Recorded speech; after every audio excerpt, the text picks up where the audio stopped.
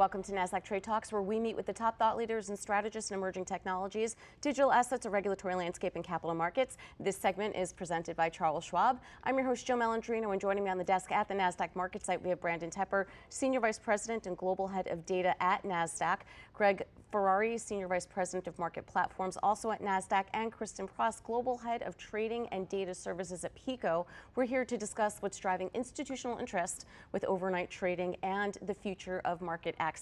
It is great to have all of you with us. Welcome to Trade Talks, and Kristen, welcome back to Nasdaq. It's great to have you with us.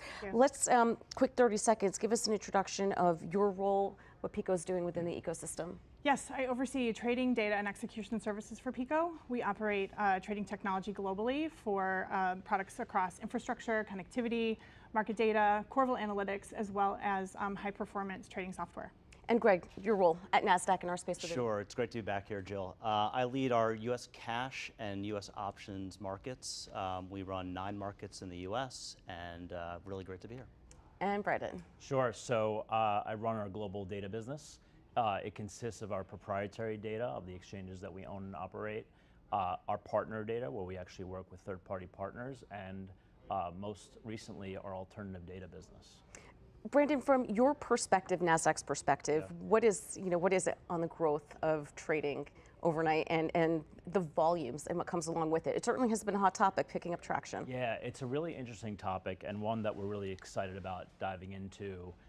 When I traveled to Asia, even just about 10 months ago, it was the conversation, right? Every single partner or client that we met with wanted to have a conversation about not only 24-hour trading, but extensive 24-hour data and the transparency that comes with trading overnight.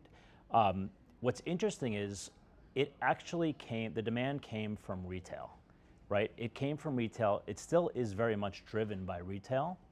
However, as you fly back west to Europe and meet with clients there, it is also now, in the past couple of months, a hot topic. And then you come back here to the States, and we're not only talking to the retail brokers about supplying retail with 24-hour, but the institutions, the market makers, the banks.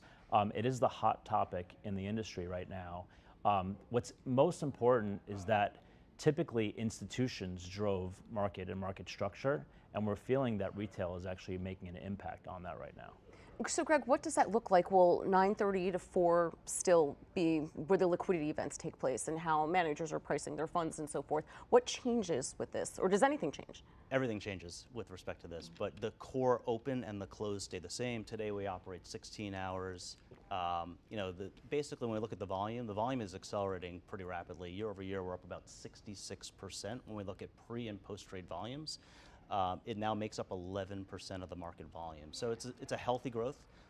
We are on pace to do about 4 trillion shares this year. So when we see the pre-market being about 11% of that, and post-market, that's really exciting for us.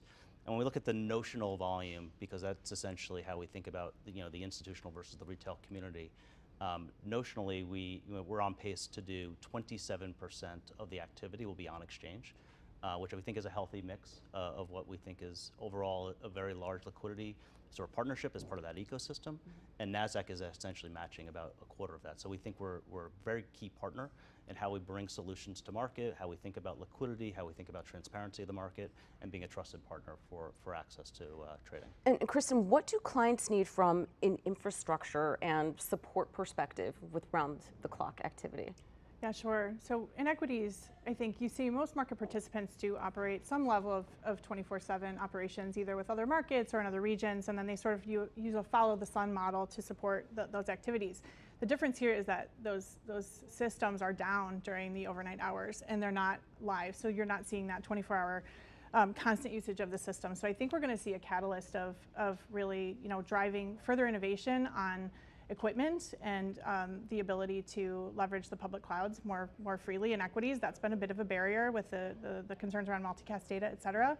But I think we're going to see a catalyst there, and there's going to have to be some upskilling of the region supporting the U.S. during the overnight hours. They were not supporting production systems in the past, and now they will be dealing with production trading. But I think the advancement of technology will help us all get there, right? Like technology is moving at a pace where we can run system overnight processes in a much shorter time frame. I'd be, safe to say that AI is going to help us with 24-hour trading as well. Absolutely. The need for resilience will be critical as well, so that you have enough time to manage, a key upgrade or a system issue with enough time to recover. Absolutely. Another cool stat is that I want to share is like the gig economy makes up now about 25% of the workforce. So if you think about like on-demand work and like not working traditional hours of 9 to 5 and taking the train in, now essentially everything is an on-demand environment of essentially, where we pull information from as opposed to being pushed and told what to do. So having essentially a market structure and a market that essentially matches that, we think is essentially where the world has gone already and where we are going as an industry. Yeah, I mean, that's a great point that you make when on demand, even from the consumer's perspective. We don't have to wait for the malls to be open or to close. I mean, we could shop at any time. Right. So it's ingrained in who we are as people these days. Greg, anything from market structure shifts, or let's talk more about operational resilience. I'm sure that's top of mind. For us, it's about doing it safely, doing it responsibly, and having sort of that key critical market infrastructure to allow for us to roll this out in a seamless, manner. So the number one area that we think about is having real-time clearing. And so the DTCC has put out an announcement to say they will be live the second quarter of 2026 to be able to have locked-in clearing. That is a key element for how we think about sort of the underpinning risk that could be in the market for any potential activity that takes place that doesn't have that guarantee from the marketplace. So that's a key component to the offering. The second area for the exchanges to go live is a requirement from the Securities and Exchange Commission to allow for all those quotes and trades to be consumed on the SIP, or the Securities Information Processor. There was an operating committee vote recently that was then published with the release. So that was announced about a month ago for a timeline. We expect that to be a late second half 2026 deployment. There are some other critical market deployments that are required between fractional shares and odd lots and complying with the round lot rule. So there's things that are building up in terms of production releases that need to be handled. But those two areas are needed for the exchanges to go live, and that the technology in and of itself is not necessarily the long pole. We could easily build this and be ready, this year if need be, but we need to be aligning in accordance with those other components, critical components of the infrastructure. Yeah, I mean, so Brandon, nothing really changes in terms of reporting data. No, I mean, the systems will be ready to intake orders, generate new data based on everyone's quotes and trades, and then spit out on our general market data feeds once we go live as an exchange, content and information. It'll be very similar to what's available today, both from a level 1 trades and quotes and a full depth of book perspective. Additionally, we'll have analytics around it. The great thing is that 24 hours is actually live right now, right? So while we're building it for the exchanges, there are ATSs. Our partner, Bruce ATS, offers 24-hour access today. So we actually have an exclusive data distribution agreement with them. And so firms come to us, whether market makers, retail brokers, market data vendors, infrastructure partners that are distributing that content widely today. Yeah.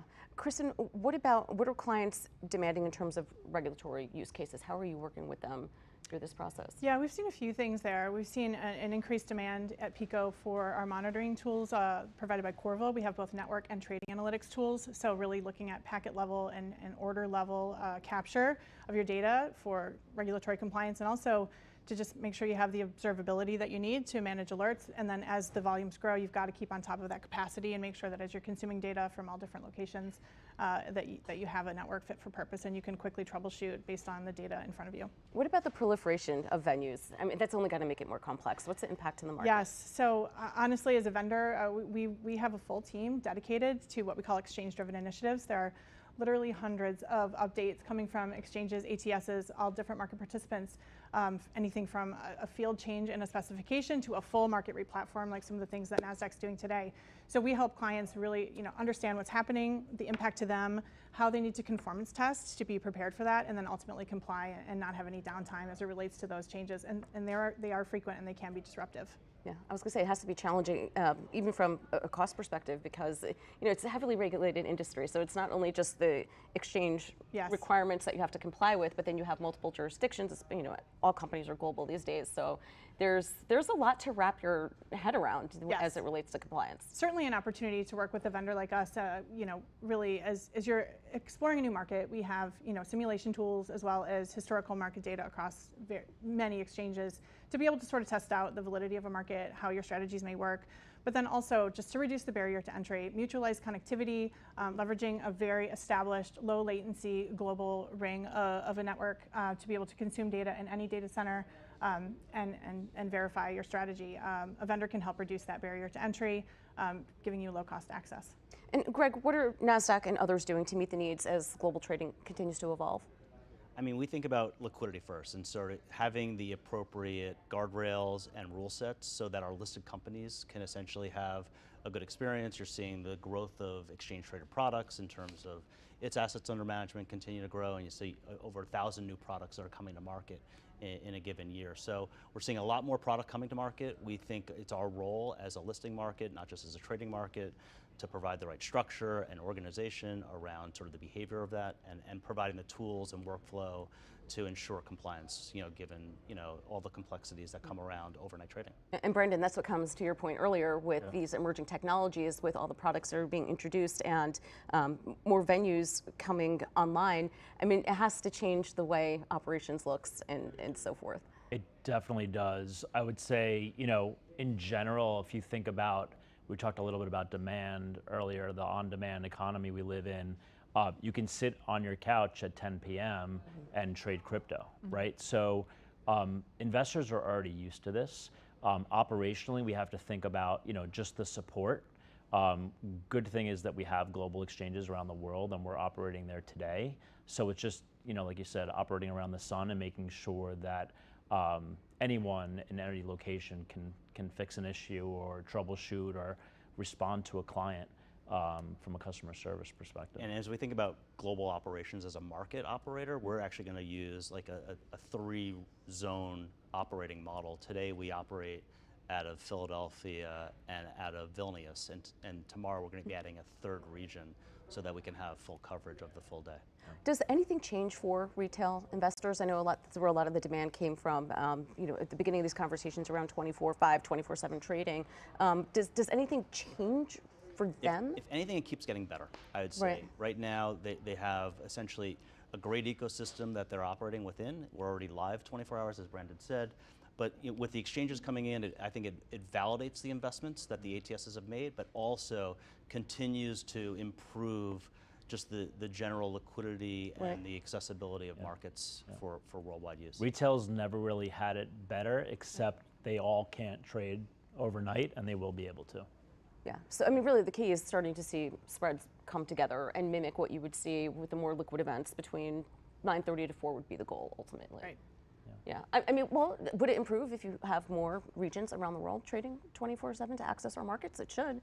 Yeah, I mean, we see potentially the opportunity to even bring more liquidity into the U.S. as being the sort of the global capital markets leader. Part of our strategy is obviously to support local markets, given the way Nasdaq provides technology, but this could also be an area where more capital is attracted to the U.S. as part of this investment. All right, appreciate everyone's insight. Thanks for joining us on Trade Talks, and thanks for joining me from MarketSite. I'm Jill Malandrino, Global Markets Reporter at Nasdaq.